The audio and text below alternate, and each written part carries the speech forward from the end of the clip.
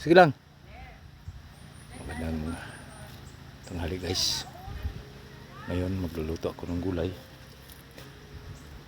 Ang problema, naiwan sa bahay ang kutsilyo na pangbalat ng gabi.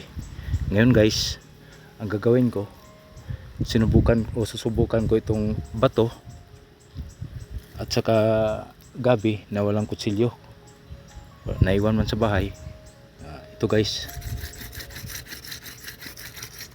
pang survive lang guys, kasi hindi may iwasan sa tao ang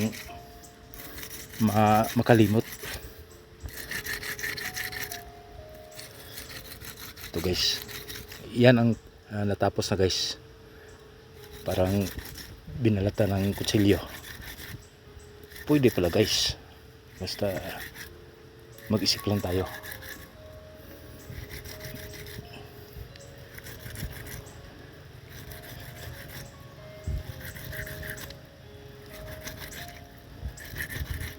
Ito guys, lagyan ng sibuyas ngayon, talong. Oh, okay. May na.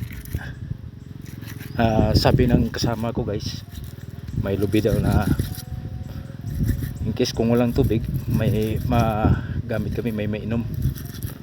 Kasi kung minsan walang tubig dito, kung minsan walang source, mawawala ang tubig. Ito guys, tapos na. Hugasan ko lang guys. Ito.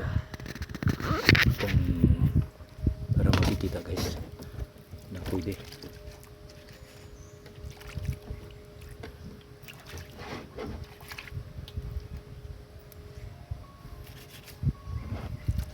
Ito guys, tapos na ito guys. Hugasan na.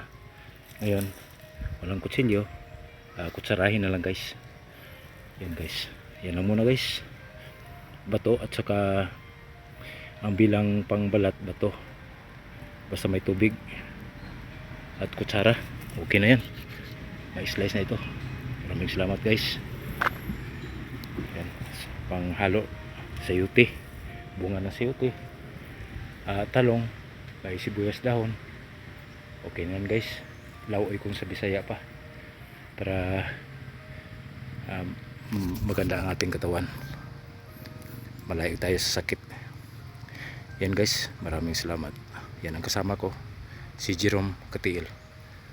Mabait na tao yan, lagi kong kasama. Maraming salamat guys.